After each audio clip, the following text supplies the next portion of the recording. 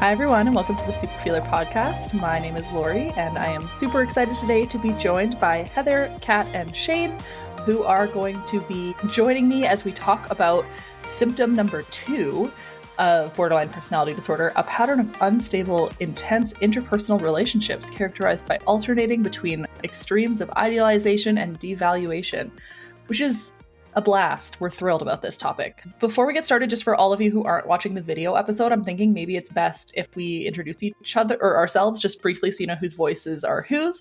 So my name's Laurie. I'm calling in from Vancouver, British Columbia, Canada. And maybe I'll go to Heather. I'm Heather, and I am in Georgia in the United States. Awesome. And Kat? Yeah, I'm Kat. I'm from Scotland and calling in from there too. Awesome. Shane?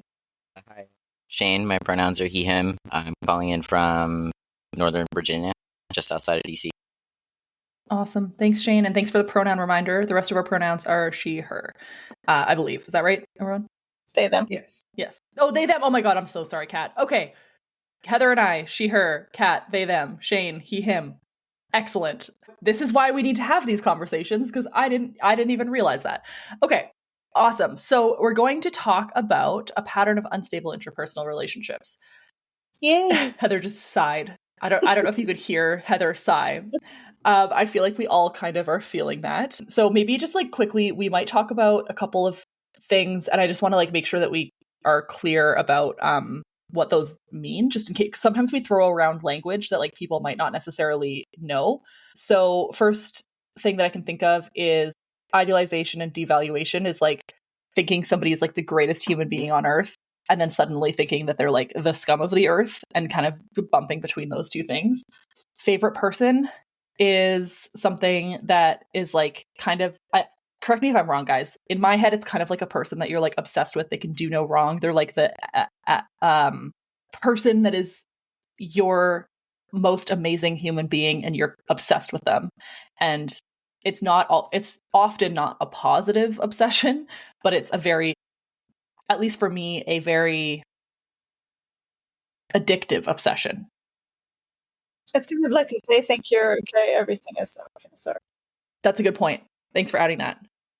Any other like favorite person definitions?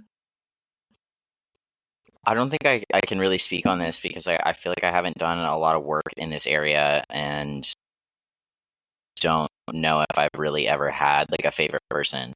Definitely swing between like the devaluing somebody and like putting them up on a pedestal. Definitely experience that. So yeah, not the favorite person specifically. Yeah, that makes sense. And you know what, Shane? Like I hadn't thought that I had either until more recently. Like it seemed like it was less of a thing for me for a really long time. Those are two of the things that I think will be kind of obvious that we'll talk about, and I just wanted to make sure everybody was kind of on the same page. Are there any other like BPD lingo things that might come up here that we should? Yeah. I think splitting. Yeah, right? that's what I was going to say. Yes. Too. Yeah. Shane, do you want to explain splitting? I mean, like splitting for me is basically when I experience some, whether it's real or imagined, abandonment or rejection, just like a flip switches in my head towards that person, where I just shut down emotionally or I get really angry towards that person. So like just the whole vibe switches towards that person. And it's like in an instant, right? And it's like in an instant. Like, yeah. Kat, go ahead. Yeah, I kind of do it on myself, not on other people. So like something happens and there's the rejection and it's like, oh, I'm the most awful person in the world. And then comes the desperate acts to try and make myself not look crap to them. Yeah. Ooh, fascinating. I haven't heard that like perspective of it very often, but that makes sense. I mean, I think it's really any drastic shift from positive to negative in relation to your view of someone, and I guess that someone can be yourself, right? So when that happens, I can't see anything good. Right. Yeah. I have a question for you, Kat. So like when you split on yourself, like do you like do you have like compulsive self-harm behavior that comes out Yes. with that?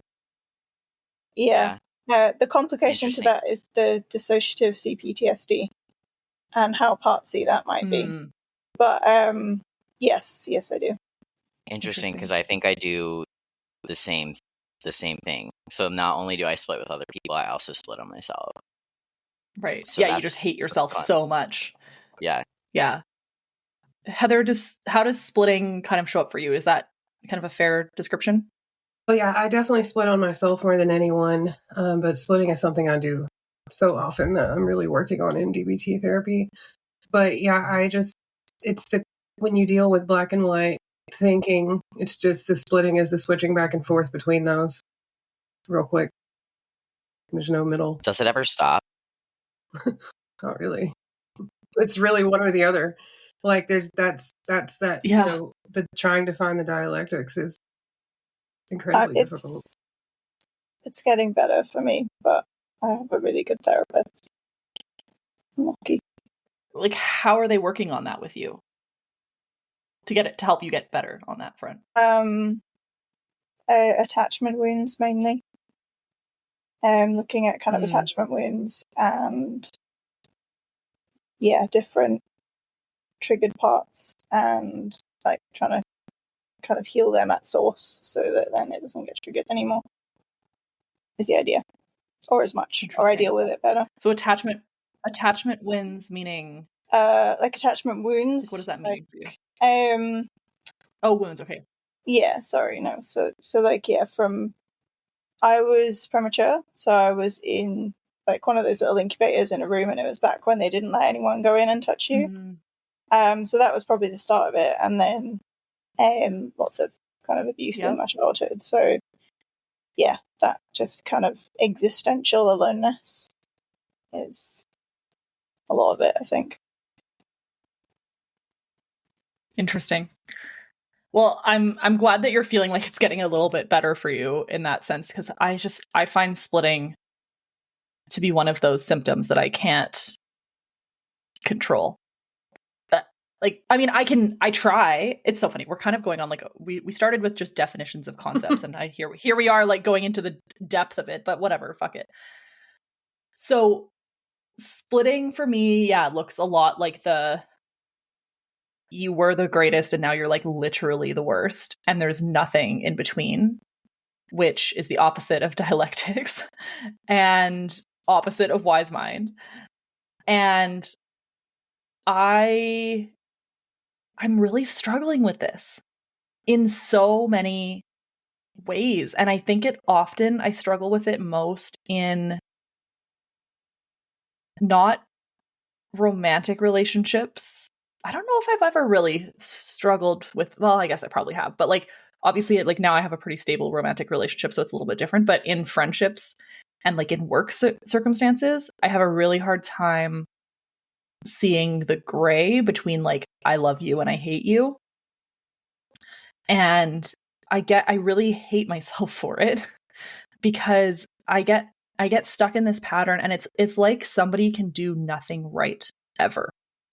Every single thing this person does is the worst possible decision, worst possible outcome, worst thing somebody could ever do. And I try so hard, and I'm really cognizant of it, and I try so hard to be like, Laurie, this is not reality, right? Nobody's doing something right or wrong 100% of the time. But I get so stuck in this cycle of everything they're doing is wrong, and all I could see is the negative.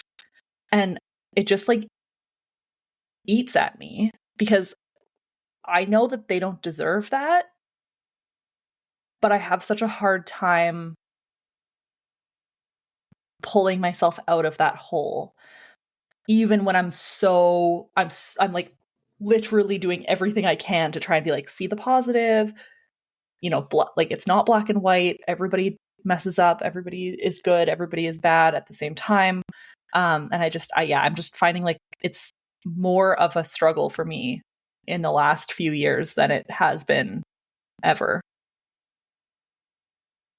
So, Laurie, I feel like you touch on a really good point, like the guilt that comes from splitting.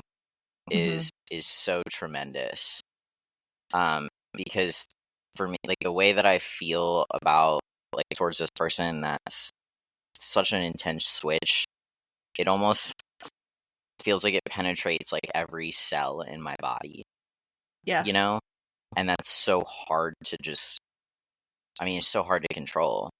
It really is. I'm tearing up just hearing you guys say that, because I split on my husband more than anyone else in the world, and it's like, it's so hard to navigate. And something I've discovered kind of with my therapist recently is it seems to stem from just like being like, why am I so hard on him? Like, no one does more for me, but I'm so critical of him. And we think that it stems from like how hard you are on yourself.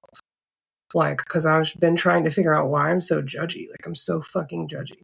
Judge everything that everyone's doing constantly. I'm always like, ugh, why are you doing that like that? Like, why do you look like that? Why are you doing, like, just constantly think everyone's wrong.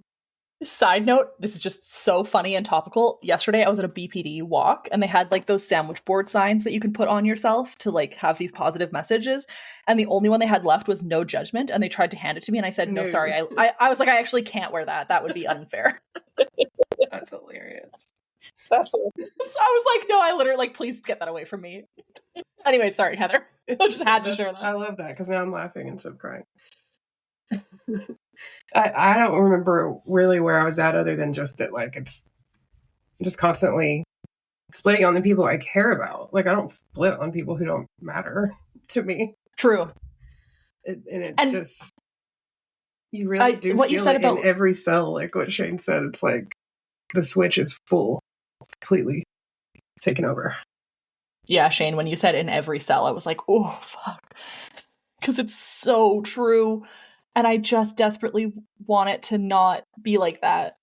Heather, you said that you're working on this with your counselor a little bit, and you feel like it's about you being so critical on yourself. Can you elaborate on that a little bit more? Well, you haven't got super far into it, other than kind of discovering that, like, it seems to be why I'm so critical of everyone else, because I'm so quick to split on myself. Like, what Kat was saying is, like, I'm the worst. Like, if I think someone else has, like, changed their tone with me, it's also, well, we've also gotten to the point of we stem from, like, it's so easy to think everyone else's brain works just like yours, even though I know that it doesn't in the moment.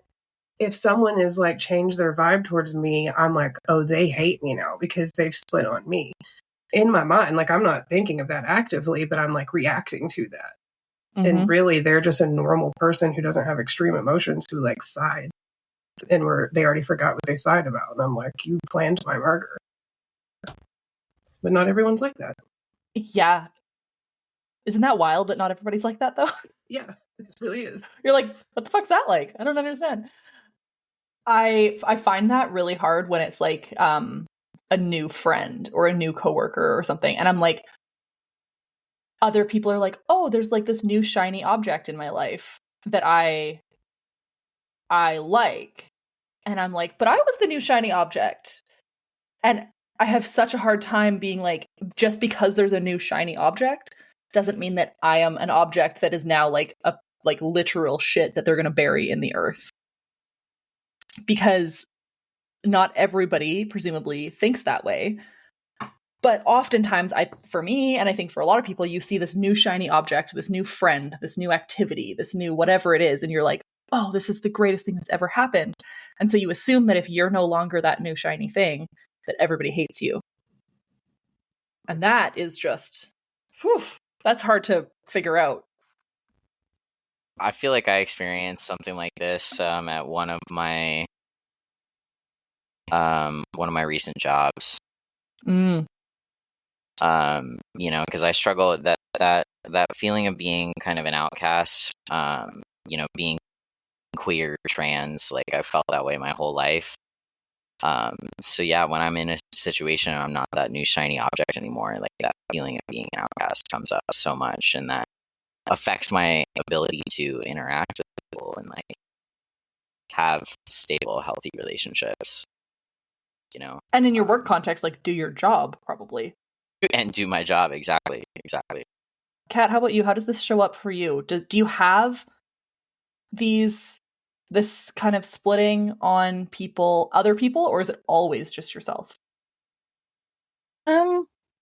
Yeah, pretty much me. I think occasionally maybe I come close in safe person, not safe person, because that's quite a sharp switch for me. But yeah, I'm not sure where I would unpick that in terms of where that's coming from. But yeah, it's mostly me. It's mostly like if something is wrong, it's me. And like you were saying, it's really, really hard to get out of that, because everything I do, it's like I've done this and this is terrible and that's terrible and etc. That's literally what my next question was going to be, is like, how? I say this often about people where I'm like, yeah, like if you're like dating someone and you have the ick, it's too late. There's nothing you can do about it. Maybe that's my own black and white thinking. But I have such a like impossible time trying to crawl my way out of this hole of every single thing you do is wrong, because I think it becomes a bit of a self-fulfilling prophecy. You do anything and it's wrong, and then you've done something wrong, so then it escalates the fact that I think everything you do is wrong. And I can't get out of it. And I want to desperately. Yeah, it compounds 100%. See, I feel like my ADHD kind of works well into play here, because I've recently split from somebody, and Laurie, we both talked about it in Super Feelers. So, but yeah, so I've recently split from somebody, and I I completely blocked them, so they have no access to me. I don't see them around town, like, and I lost my point here. Oh, ADHD. Okay, ADHD. Perfect. Right. No better so example now, like, this person is like, yeah, exactly. That's a great example, right? Yeah. So now, like, I have no contact with this person. They're out of sight, out of mind, and I noticed that after like a couple weeks of this no contact, like, I just don't even think about them. So ADHD works in well there, I think. Yeah. So that way I'm not ruminating on these thoughts and these feelings. I think I have the opposite problem of the kind of OCD related. Again, I don't have an OCD diagnosis. My counselor is like 100% sure I have some sort of OCD. But either way, I have really bad problems with obsession and circular thinking.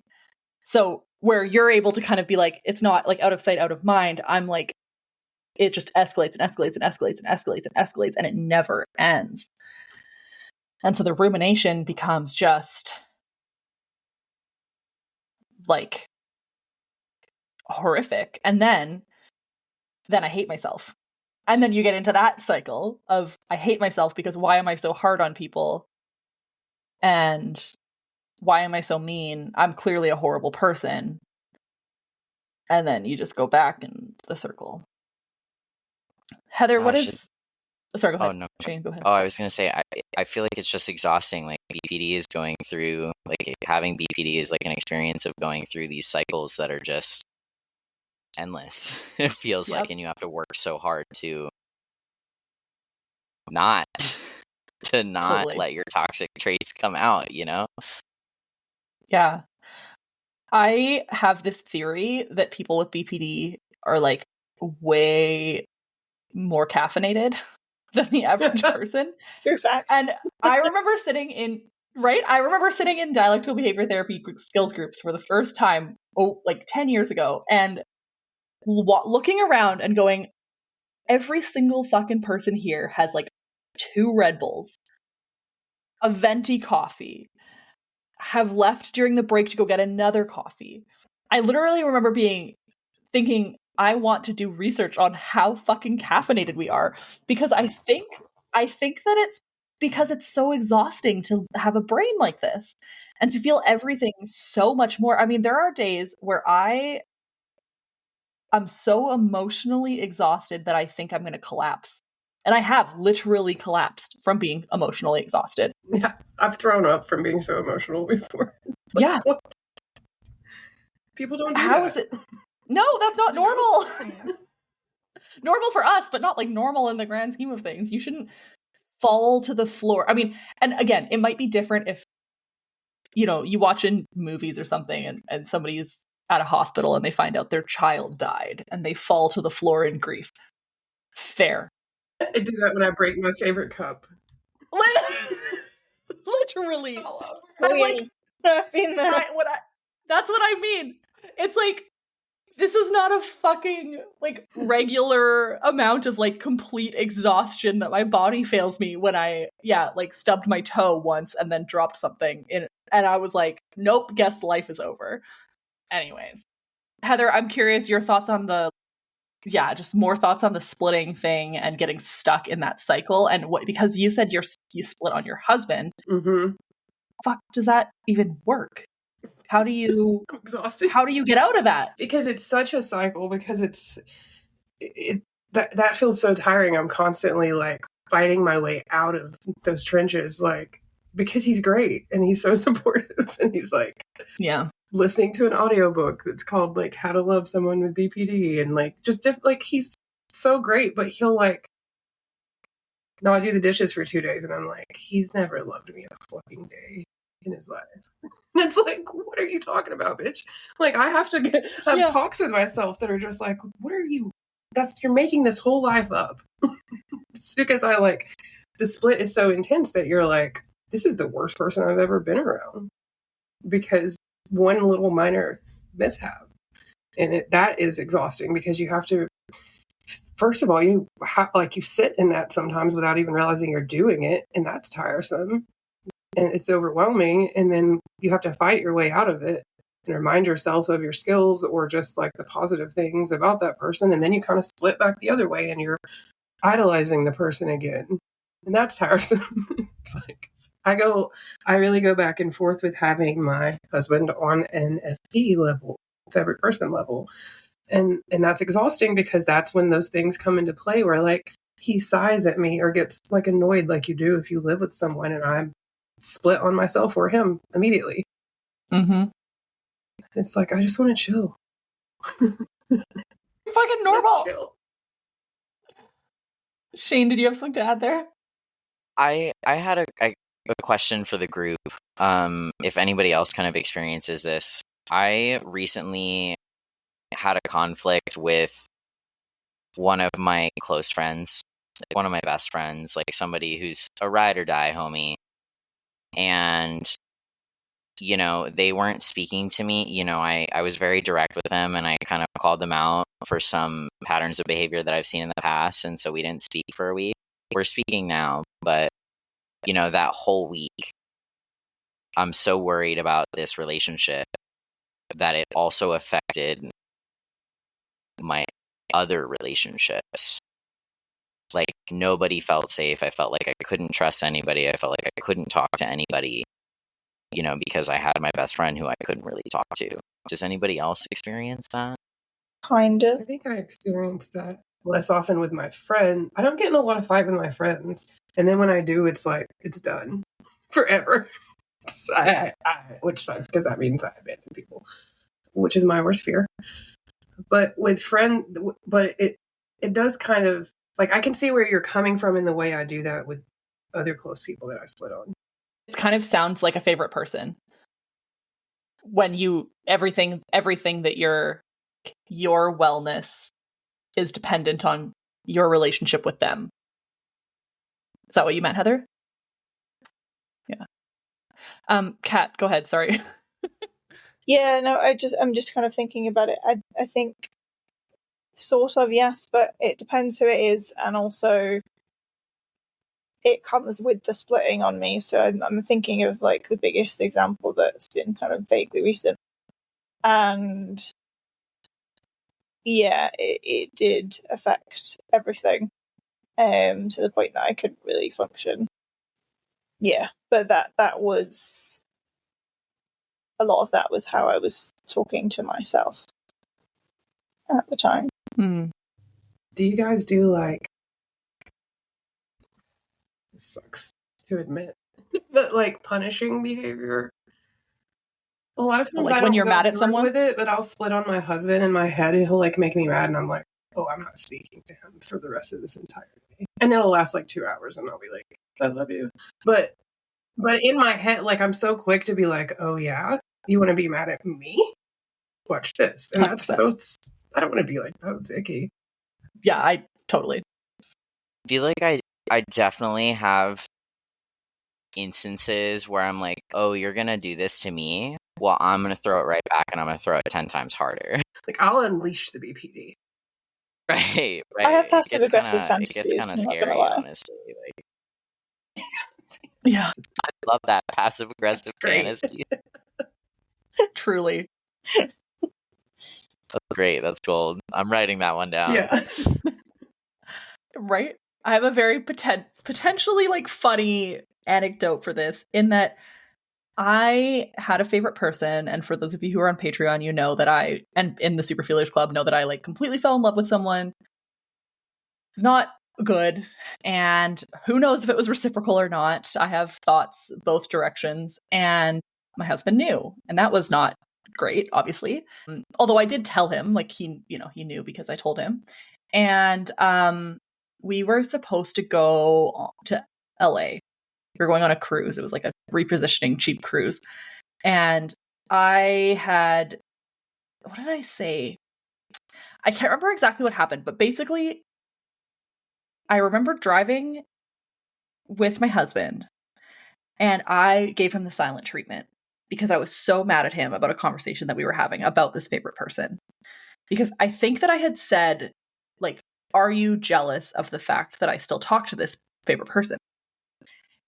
And he kind of like didn't answer, or gave me like a, I don't know, not really, or something like that.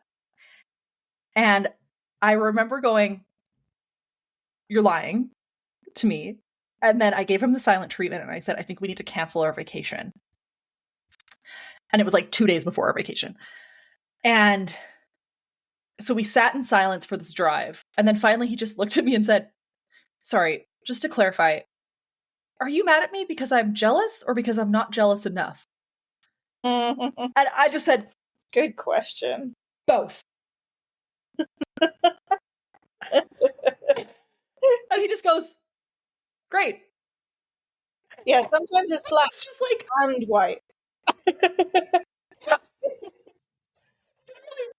I just said both, and then proceeded to give him the silent treatment again. And he was just like, fucking helpful. Fantastic. Like, I just don't know what to do here. And the poor guy, I just like, it wasn't intentional. And I think that's the thing about the favorite person thing, to kind of jump into that. I don't think that any of us go into a situation trying to get a favorite person. Our brains just trick us into a fucking whatever it is. It's this crazy, for me, it's an addiction to a person. There's no other way to describe it. It's an obsession and an addiction to a person that I don't know how to manage. To me, it feels like an addiction to validation. And they're not always going to give you that. They're just a regular person. And I feel bad for the people who also didn't ask to be your favorite person. Right? Like, I'm and not I don't asking know if they for my often every know. move to like base the value of your life on. But it's going to. I actually think I prevented a favorite person recently, and that was crazy. Oh yeah? How so? Still kind of like, and I'm very close with this person, and we became very good friends, but I had to like realize that I was like diving in, doing that thing, like once you realize you're doing it and you're like, uh-oh, this person is meaning a lot more to me than everyone else, but I'm not like in love with them yet. I'm like, it's the idea of this person and how they make me feel. Right. And I was kind of like sliding down that slope, but it wasn't too late yet. And I talked about it with my therapist, and I'm still really good friends with this person. And I don't think I've slid all the way into like FP. We've had a few instances where they're still a fairly new friend, and we've had some things happen where I'll message them and be like, are you mad at me? And they're like, what the fuck are you talking about? I'm like, so I have BPD. But I think I have like that certain feeling isn't there to where like I don't survive off of them. Survive off of them. Like Yeah, that's good. Yeah. Heather, that's That's really good. Well done. So true. That's awesome. Yeah, I feel so proud of that because like it was like I accidentally did it because that's what I had been focusing on in therapy recently, and we had talked about it in the other mini series. And while it was like happening to me, basically, and it was like, I'm gonna not do this time. It was like the first time I ever knew about it being a thing. I never had the words for it. I didn't like before DBT therapy. I had these situations always happen, but I thought I was just really emotional, and that was the only explanation. This might be kind of an out there take, but are y'all familiar with the term U-hauling? Yes. Yeah. So it's giving, so like favorite person behavior for people with BPD is giving like U-hauling. Almost. Do you want to describe that for what for people who don't know what that means? Oh yeah, so U-hauling, I guess, is a queer term that describes, you get in a relationship with a person and you essentially move in the next day together. Oh yeah. Yeah, I hope that's kind of just a brief way to describe it, but I hope that encompasses the term. That's my understanding of it. Yeah, for sure. It's just all of a sudden you're like, okay, we're in now. This is good. We're doing this, and then there's no going back. There's no breaks. There's no nothing. Yeah, totally. Yeah, moved in, got a cat. Done. Moved in, got a cat. Exactly. Yeah. Oh my god! Speaking of cats, I have 4 cats, and we just found out we have a mouse problem. What are they doing? Literally, like what? I was like, that's rude. You guys are pathetic. Like I don't know what to tell you. You have one job. Okay, so the favorite person thing, the splitting thing, I mean, I think those go kind of hand in hand. Let's talk a bit about just unpattern of unstable and intense interpersonal relationships. And I want to start by going back real far. Oh, hello, Gus. Gus has joined us. So gorgeous. He said hi. Yes. A lot of people will express that they've noticed these unstable patterns from when they were really, really young. What does that look like for people? If we're going to go back to like elementary school, for example, have you noticed these in your life, or are these something that you notice more so as an adult? What age is that for the Scottish person? Oh, sorry, like 5 to 12, give or take. Do you guys call it elementary school in the States? Yeah, right? Yeah, okay. Or primary school, do you call it that? Or is that a UK term? That's what we call it. I don't know. Anyways. Okay. I would have to say that, like, I haven't had, like, I didn't start dating until, like, my senior year of high school, and I think that's when a lot of my relationship issues kind of started to come out. Because before then, I just played a lot of sports. Didn't really have a lot of close friends. Nice to everybody. But, so I think for me, yeah, these patterns of relationships started to show up a lot when I was a young adult. When did you realize you were trans, Shane? I actually didn't. So I did the whole pipeline of, I grew up mostly a tomboy, tried to fit in high school, being feminine and all that. Didn't work out, went to being a lesbian, started identifying as butch lesbian. And this is all up until the age of 23. And that's when I discovered that I was trans. And how old are you now? 28. So I've been transitioning for 5 years. Yeah. Right. Okay. Okay, cool. Yeah, thanks. I couldn't remember the context there. I don't know. Heather, how about you? Do you remember having unstable relationships as a kid? Not like romantic necessarily, but just any relationship.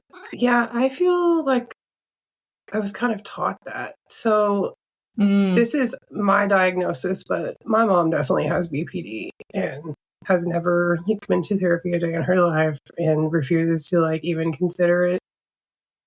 And does she know you have it? Yeah. I've recently tried to talk to her about it a lot, but she kind of just ignores those messages and talks about the other stuff in the messages, and I'm working on it. But, we always knew that she needed some sort of support, but she wasn't willing to admit that part to start going. So it was a real tumultuous childhood, and she was a very young mother. She had me when she was like a month after she turned 17. So I grew up watching her just like all of her relationships were unstable. They were with me and my brother, with her husband, my stepmother, like with my dad. And then she like had no friends because she would just kick people out of her life. The first, like she'd split on them the second they did something wrong or she thought they were going to abandon her, she would. So like I just always saw like I had to learn that that's not what you do when you get mad at somebody. Because I like Right. in maybe not elementary school, but like middle school and high school, when I would start actually having relationships with people, like friendships that meant something, I would be so quick. Like my friends would be so confused because we would get in our first like little disagreement and I would be like, fuck you forever, you're dead to me. And like they're like, we had one disagreement about like what boy was cute. I'm like, I was so black and white. All of my relationships were just like, it's either good or we're not, it's not working. And I didn't understand that it's just like all relationships are just work. Yeah. They really are. And I think that's the hard part, is realizing that, and then also realizing that not only do we have to maybe put in a bit more extra work, but so do the other people. Yeah. And there's some people that are going to be willing to do that, and there's some people that aren't going to be willing to do that. And you got to find your people. You have to that give are going to be willing to do it too. Like if they that too, up, you can't just be like done. That's true. Yeah, very true. It's hard. Kat, what does this look like for you, or when you were a kid? Yeah, I mean, home was pretty unstable. Like my parents with each other, my parents with me, my parents with my sister. My relationship with my sister was good though. At school, I went to a really little school, so we had 18 people in the whole school. And oh my God. Yeah, like really tiny. Everybody bullied me, so that was really rough. So I didn't really have relationships per se with everybody. Yeah, well, with that small of a school, it's hard to find your people. Yeah, like the bigger ones bullied me. What are the chances you're gonna? All the little ones copied them, and then there was one person that moved in for a little while who I was really good friends with, but then she got bullied for being friends with me. Oh, that sounds so hard, Kat. Therein comes the everyone that comes near me gets hurt complex, but that's a whole other story. So yeah, lots of instability, but not a lot of relating, I think, is the summary. Right. Yeah. I have this like experience when I was in grade 4 that I think really was the beginning of this for me, where I went to a French immersion school for the first, from kindergarten to grade 4. And then my parents got divorced, and the elementary school, the French school, was out of catchment. So it was more difficult for them to like drive us to school as opposed to just walk to the English school. So we switched to English school when I was in grade 5. And I had a childhood friend who lived up the street from us. We were inseparable. Like every summer, we spent every single day together. And she went to this English school. So I was so excited because I was gonna be with my best friend, and everything was gonna be so amazing, and we were gonna be like best friends all the time, not just in the summer and whatever. And I go to this new school, and she didn't even look at me. Just, she had her own friends, and I don't know who this person is, basically. And that fucked me up. Yeah. Because horrible. Imagine. Horrible. Like you realize, oh, I was just the convenient summer friend. I didn't realize that I wasn't your sister like I thought you were. And it was interesting because I'm pretty sure even like, in the summers in elementary school, we would still hang out even after I did switch schools, but it never felt the same. It always felt like I was this secondary character in her life. And so I did make friends in the English school, but never became friends with her. And in high school, she was actually kind of like a bit like she was a popular kid. And I was a band kid who played oboe and was fat and tall, and people didn't like any of those things about me. And I think to me that's like when I recognize the start of this, abandonment, I guess, probably, but also this, you are this person to me, and then I just realized that I'm not this person to you. And that is a very, very difficult thing for me to deal with. And I still think about it. I was like 7 or whatever. I still think about it. She just had a kid, and I remember being like, I want to message her and like say congratulations, but like, does she even remember who I am? You know what I mean? Like, she obviously remembers who I am, but I don't know, such a weird thing to like have such a profound impact on your relationships. And then when I think about my dad and my parents' relationship with me was so unstable, and as well, and my relationship with my dad was so intense. You know, we would hit each other. It wasn't a one-sided thing. It was a both sides, being that intense. And for those of you like who have listened to podcasts that I've done with my dad, you'll know that he identifies as probably having some sort of milder form of BPD than I do. So of course we're going to have unstable relationships, but we had no idea the language for any of this stuff. So growing up, I think it came up a lot. And then I'm really lucky that in adulthood, or even like late teens, I've found a really solid group of friends that can put up with, that's not the words I want to use. That's my own like stigmatizing myself. A really solid group of friends that we're all willing to work on our relationships and care about each other enough to do that. So like, interestingly, my best friend, the one who had the hummingbird feeder situation, Awesome. at one point when we were like 8, right? When we were like 18 or 19, she cut me out of her life because I was just too difficult. Couldn't do it. And obviously that hurt really bad, but we've now literally she's like my family, And so it took a long time, but we were able to rebuild that. And my other friend, similar friend group, we have a lot of ups and downs in our relationship as well. But we've done multiple periods now of, because she doesn't live near here, weekly or bi-weekly phone calls to establish some sort of like normalcy of relationship where we can just talk about something that's not difficult. And so to have people like that who are willing to do the work with you makes life so much easier. But there are still times where I fucking hate these people. Not those two people specifically, just in case, because I know they listen to this podcast. But but but where any of those people that have like solid relationships with me and do put in the work, I can still like despise them for a period of time. It's just usually, thankfully, that those ebb and flow because the despising them is often less strong, or because we have such other connections that it would be really hard for us to like, for me to just cut them out. I can't just be like, fuck you, I'm never going to talk to you again, because we've been friends for 20 years. And so there's way too much like interconnection for that to be feasible. But yeah, I feel really lucky that I have such positive friendships. But I also always want to emphasize that like, that's a two-way street.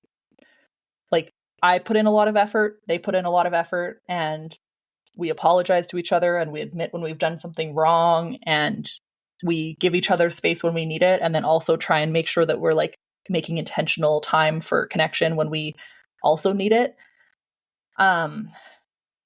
So I don't find in the friendship realm the unstable and intense bit is as challenging for me anymore. But when I was dating, holy fuck. I would go on Tinder dates with someone and be like, oh, found the love of my life. We're going to get married and have babies.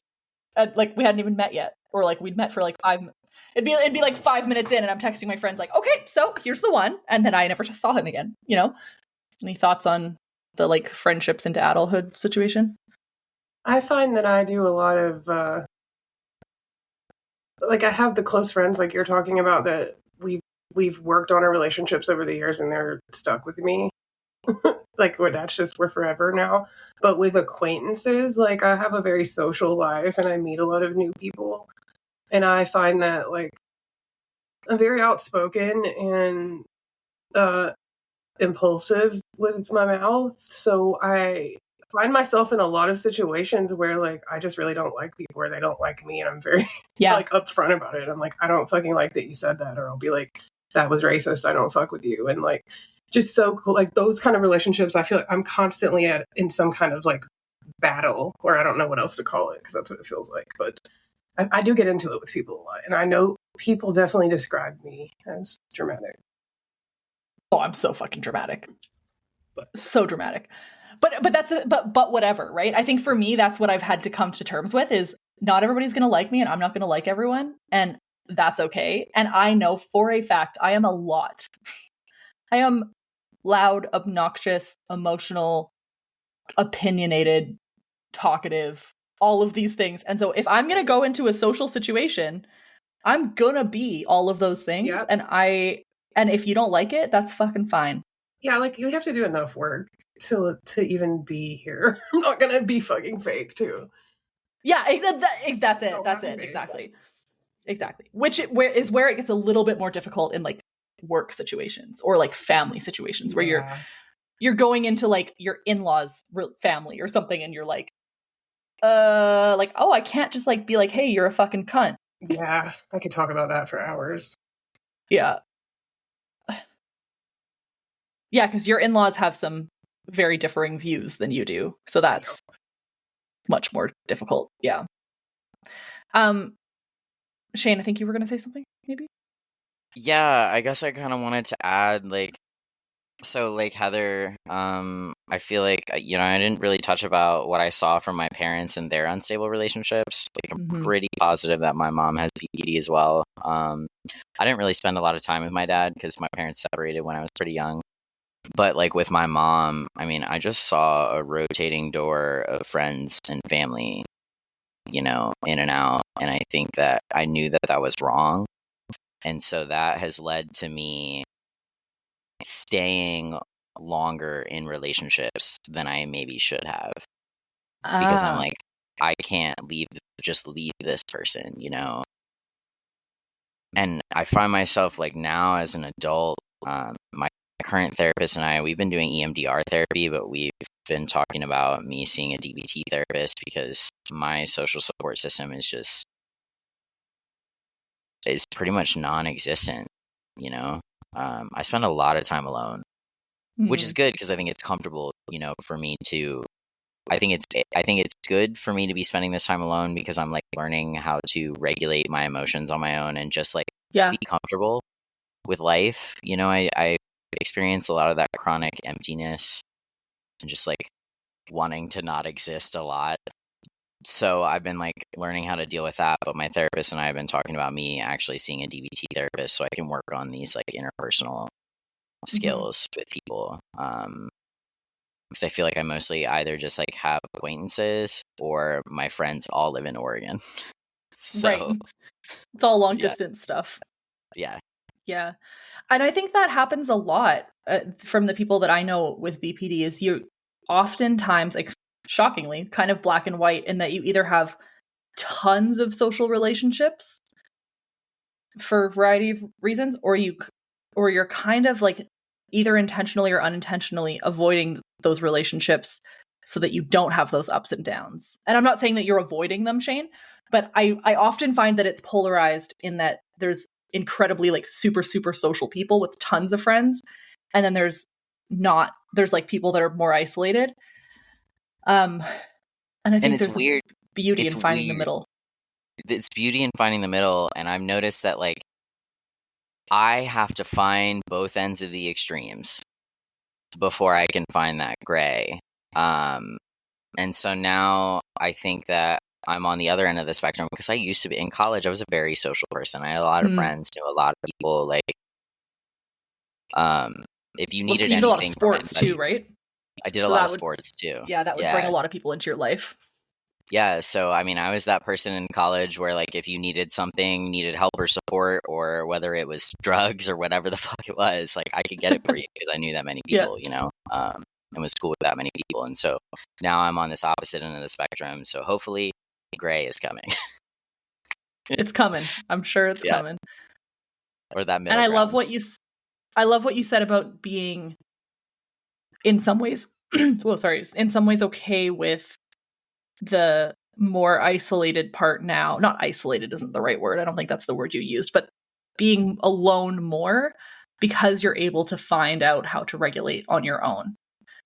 And that is so important because, you know, I think we've all done that with like romantic relationships too, where we just jump from one person to one person to one person. So we never have to be alone and deal with the abandonment and deal with the feelings of loneliness and not being loved, even if realistically being alone for a bit or forever might be the much healthier option than all of these people that we're kind of bouncing between.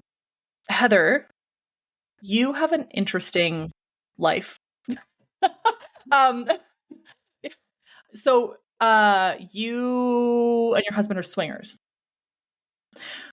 How the hell do you manage interpersonal relationships with all of these people without it becoming complete chaos? I don't. I mean, Okay. Easy. Done. Sometimes it's great. Sometimes it's chaos. Like I have to take Okay. breaks. It's very, so like what you were just saying a minute ago, some people don't, it's like some people avoid everyone because you can't get abandoned if no one gets close to you. And then some people are super social and want the validation from everyone. And I'm like that where, so what I get into is like, I accidentally make too many friends. And then I'm like, I can't fucking manage this. I can't talk to all of you. I can't. This friend group, like I overwhelm myself because if anybody, I get along with anyone, I'm like, this is great. We're friends now. Like if I don't hate you, we're besties because it's black and white. So it's funny that could be a stress. Like, oh, I have too many friends. Like they're not. No, but it, like truly though, I literally will say to people, I have said to people like, look, I really like you and I think you're cool, but I'm not accepting applications for friendship right now because I don't have the time. I can barely maintain the relationships that I have with, I mean, fuck, like Shane, the other day we were texting and I swear to God, it was 2 days ago. And then I went to answer your text and it was literally 10 days ago. I was like, fuck me. Like, why am I like this? And it's because so many people, and to be fair, the advocacy piece online doesn't help because so many people are messaging me, right? But I totally get just being like, I'm actually capped out right now. But that's really hard to do because you're like, well, what if this person's super cool and I don't want to lose this person? But yeah, I've done that too. It's like constantly a dangerous line for the validation because it's like, okay, I'm constantly in an atmosphere where people are like, I'm purposely having people find me attractive or like be interested in me. And that does something for my like, what's the word? Like when you're like heightened sexually, like hypersexual, that's what it is. Yeah. It's like it definitely, or even like, I call everything wanderlust, like my seeking adrenaline, sexual stuff, traveling, like I have this like adrenaline seeking need and it really kind of fulfills that.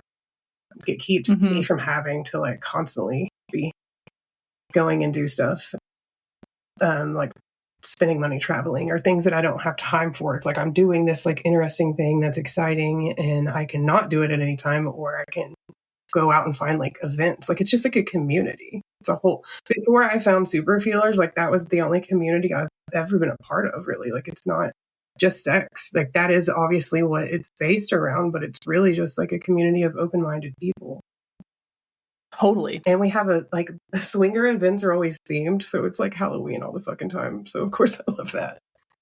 Oh my God, I would love that. That sounds like so much fun. I'm obsessed with that part. I'm like, bring me as your weird platonic friend. Laurie, I really like that you asked this question because like when I think about, I mean, I'm currently not dating right now. But when I think about dating in the future, like I think about polyamory, which is different from swinging, right? Yeah. But I don't think I know I could never be a swinger. I was really bad at polyamory. I feel like, the thing about polyamory that draws me to it is that like I have a lot of love to give and it can be too much for one person, Yeah.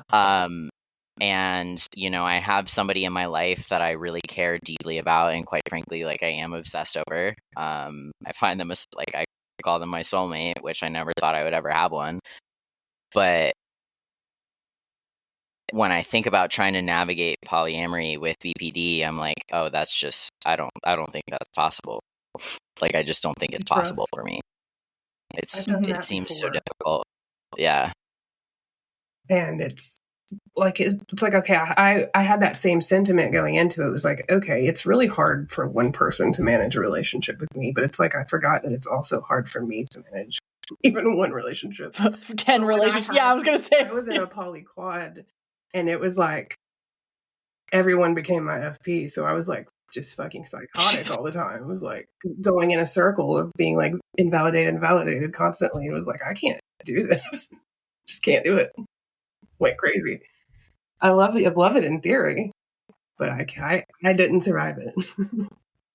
Okay. Swinging. So love it in theory, but in practice, maybe not so much. Just okay. Sex for me. Thanks. I feel like that about open relationships too. Like, it's something that, you know, I am like super not opposed to in my own relationship. We don't have that situation right now, but it's not something that's like, you know, we would ever not consider. But I'm like, fuck, I don't know if I've got it in me. Like,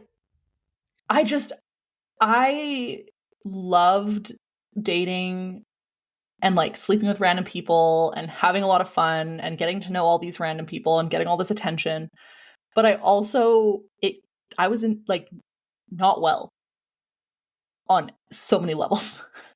So, and I also feel like for me, what would happen in an open relationship is I would be not well on so many levels, and then Aaron would be the one who had to deal with that. Which I'm like, that's not really fair either. But anyways, it's not something we do, but it's not like off the table, if that makes sense, in the future. But I feel like also I would lose my mind. So yeah, I have to say, I did use swinging in a very unhealthy way when I used to be an alcoholic or when I was still actively drinking. Like, I would just get blackout drunk and have sex with everyone, like, to put it like, but now it's a very healthy, like, I use it in a healthy way. I use like to like feed something in me that's not toxic. Before it was like feeding that attention thing in a bad way. Totally. I think that's and it's really knowing beautiful. the difference. It feels beautiful. I want to say, like, yeah, that's really cool.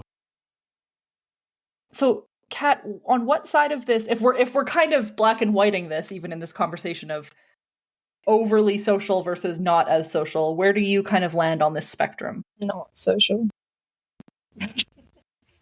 Yeah. And has it always been like that?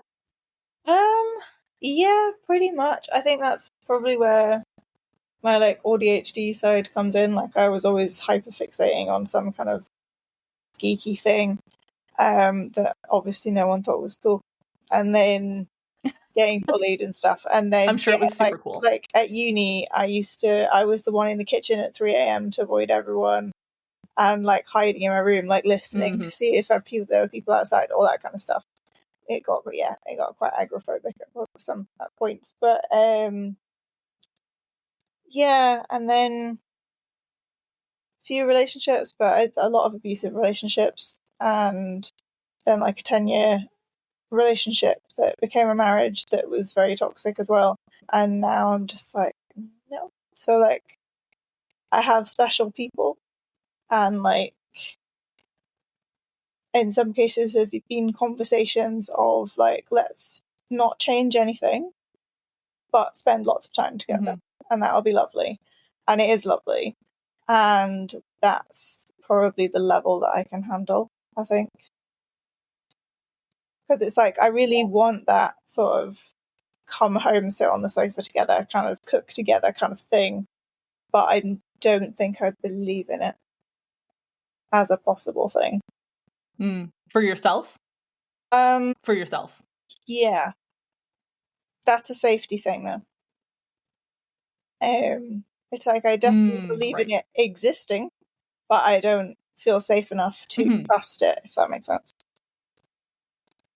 Totally. Yeah.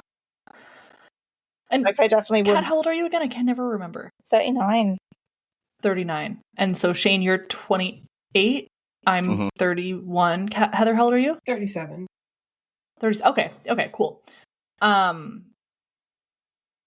Yeah, I always like wonder how this changes over time. I think maybe we'll I've have got this more conversation again in trusting over 10 years and time. see what happens. But Okay. I think that's a lot of that has been a very conscious kind of effort as well. And I'm lucky that I have one remaining really long-term relationship that's really lovely, and it's like I call her family, and that's lovely and very healthy. So yeah, that I think that helped in terms of, well, actually, like, you don't fail at everything because they think you're amazing, and then there's Totally. other people who I really trust, and really good friends that I've made in the last kind of 5 years since leaving my marriage. So that's really lovely. And there's been some instability there, friendship wise and work wise and all that kind of thing. But there's also been some sort of friendships that have really stood the test of time. So that's, yeah, it's kind of like somebody said earlier, like knowing the difference. Yeah, I think that's the most important part, really. Shane, did you have something you wanted to share? Yeah, I was just kind of wondering, outside of this group and this conversation, like where people lie, on this spectrum. Because from what I've seen, the people who I've met outside of super feelers, outside of this group, who have BPD, tend to have smaller social circles. But I don't know. Yeah. And those are mostly people, I guess, around my age. So it'd be interesting to see how this changes over time. And I also go ahead. Well, I was going to say, yeah, it would be really interesting to see how it changes over time. And I also think that there's probably some, like, how do I word this? It might, if you're on like a trajectory of like either isolation or increasing social over a long period of time, I can see where that would kind of start to, God, the words aren't coming to me right now, but influence itself. Yeah. I think it's quite strange. But yeah, because I sort of have more stable relationships that have kind of filtered out. But then I also really value my alone time now, and I kind of like use it very mindfully. So it's like I have this alone time and I'm going to do, I'm going to go for a walk and notice all the things that are joyful or whatever. And that's, yeah, so that kind of, it's more alone than isolated now, I think. And that's a kind of internal difference. Such a good point. Absolutely. And I have to protect my alone time a lot too, for that reason. And it's not isolating, although like, last summer when I was mega depressed and suicidal, I'm sure it was getting to that point. But it's protecting my own time to self-regulate and to not have to interact with others, to not have to get all that extra external stimuli, if that makes sense. I spend a lot of time on my own with podcasts. And there will be like multiple days a week where I'll be, because I also work in a pretty social field. So I'm talking to people all day.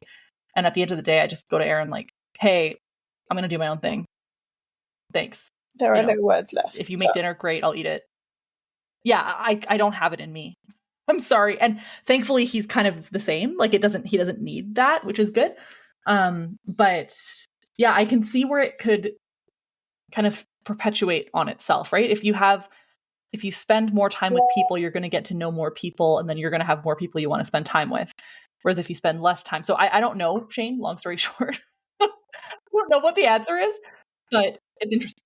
A lot of the people that I'm friends with are connected with horses, and that's how we met and how we interact a lot of the time. Although some lovely kind of relationships are spinning off from that now, but like, yeah, it's like you say, you pick a thing that you love and then you find people that fit. All my friends Totally. are mentally ill. Yeah. Fair. It's like we were just drawn to each other. Or we were the ones Who's that, like, not put the mentally ill? work. True. Actually, true. At least interesting people. We're all mentally ill. Okay, so to kind of wrap up, I want to know, when it comes to this unstable relationships, splitting, favorite personism, what skills or techniques have you found to help, even if it's like this much? I can start so that you have time to think about it, because I didn't give you a heads up on that question. I think I have to spend a lot of time with Wise Mind and remember that if I have a favorite person, or if I'm very much idolizing somebody, that or devaluing them, right? Hate them to every living piece of their soul. That is me in emotion mind, 100%. And I have to at least try and see the rational, if not get to Wise Mind. That's one. I guess in some ways, like, check the facts kind of is related to Wise Mind, but to just be like, look, Laurie, is what they said actually that much of an issue? And to say, what did they actually say versus what did you hear them say? Which I think are two different things often. And then the stop skill. Holy fuck, the stop skill. Because doesn't matter what side of the coin you're on, either obsessed with you or hate you, I will message. I can be a fucking bitch. Like, let's not get this twisted. So if I'm mad at you, if I let myself go and go and go and go and go and go, and it just never ends, I will tear you apart with my words.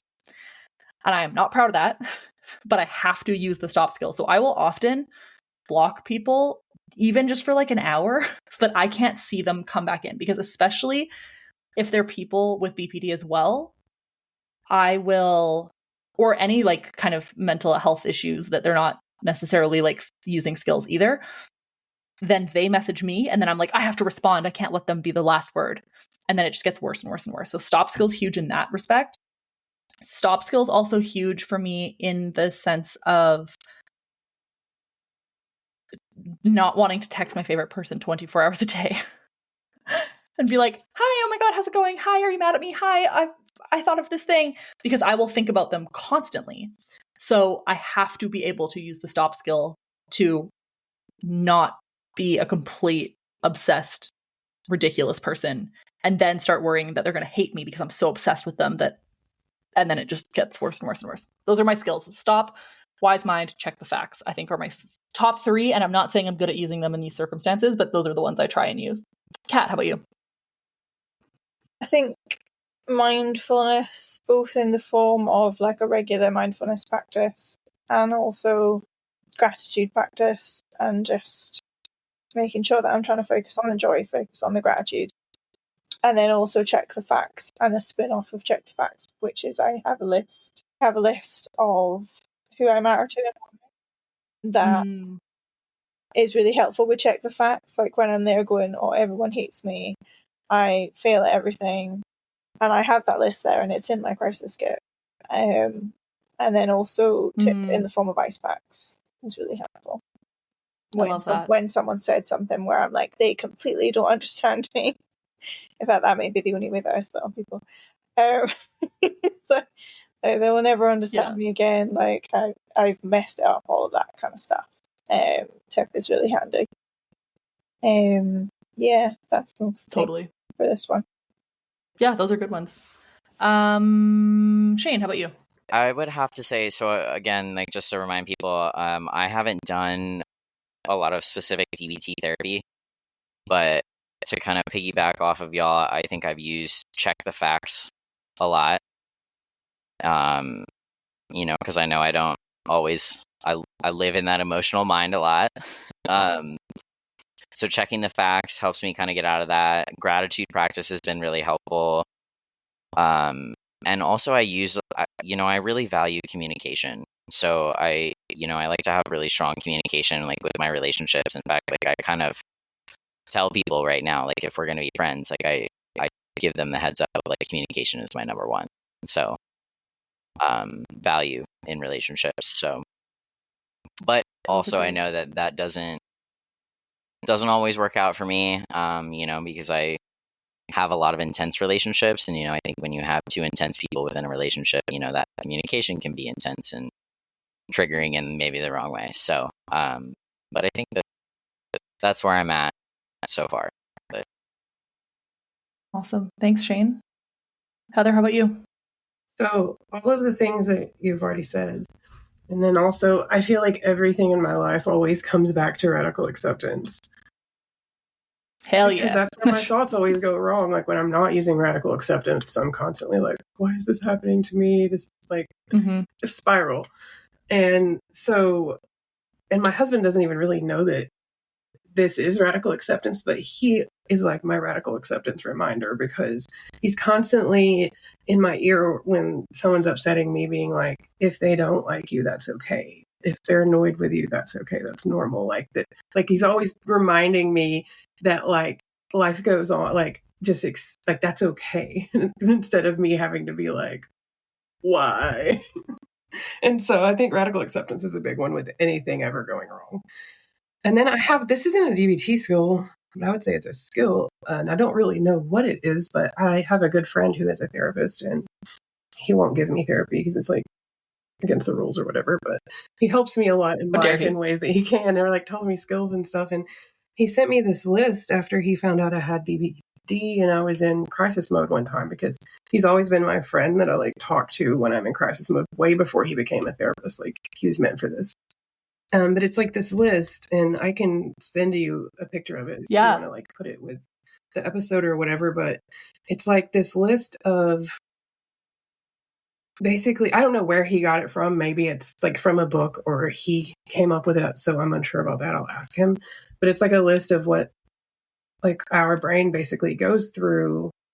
I'll just read it really quick. It's feeling loved, short-lived, questioning, disbelieving, testing, repeat as many times to get proof, punish person with proof, mean behavior, break, shame spiral, self-hatred, self-punishment, shutting down. And I relate to that. Like when he sent me that, I was like, that's exactly what I do every time I'm upset with someone. Like at first they're like, it's a split on them, and then I split on me when it's over. And when having this list on my phone, if I feel like I'm starting to like have trouble with someone, I'll try to look at this list and be like, where am I in this cycle? And sometimes, not maybe half the time, I can figure it out and be like, okay, you're trying to find proof that they're doing this thing to you that you're making up. and I'll be able to sometimes stop and be like, don't, I guess that's the stop skill maybe, but like be able to and check the facts. But that's typically for after a situation, but it helps me in the moment sometimes to just remember what I'm doing, and that this is like a me thing, really. Totally. Yeah. Can you send that list? Yeah, for sure. Yes, send that. Yeah. Full send. I can. Because I know when he sent me that, I was like, whoa. Are you reading my mind? Yeah, I was. But and I showed my husband immediately. I was like, this is the inside of my brain. This is it. Yeah. No, I'll also put it in the show notes as well, so people can have it. But yeah, that sounds awesome. Thank you so much for listening to the Superfeeler podcast. This episode was recorded on the traditional and unceded territory of the Matsqui and Sumas First Nations. If you'd like to learn more about the Superfeeler podcast, share your story, or participate in the Superfeelers Club, which is our peer support group, it's totally free, virtual, and open to anyone who experiences intense emotions or has borderline personality disorder, please check out the link in our show notes or go to laurieedmondson.com. If you would like to support the show, we would very much appreciate it. There's an option to do monthly small donations at whatever denomination you'd like, and you get bonus content, extra resources, and extra connection to me throughout. That can be found on patreon.com/superfeeler, or again in the notes below. Thanks again, and have a great day.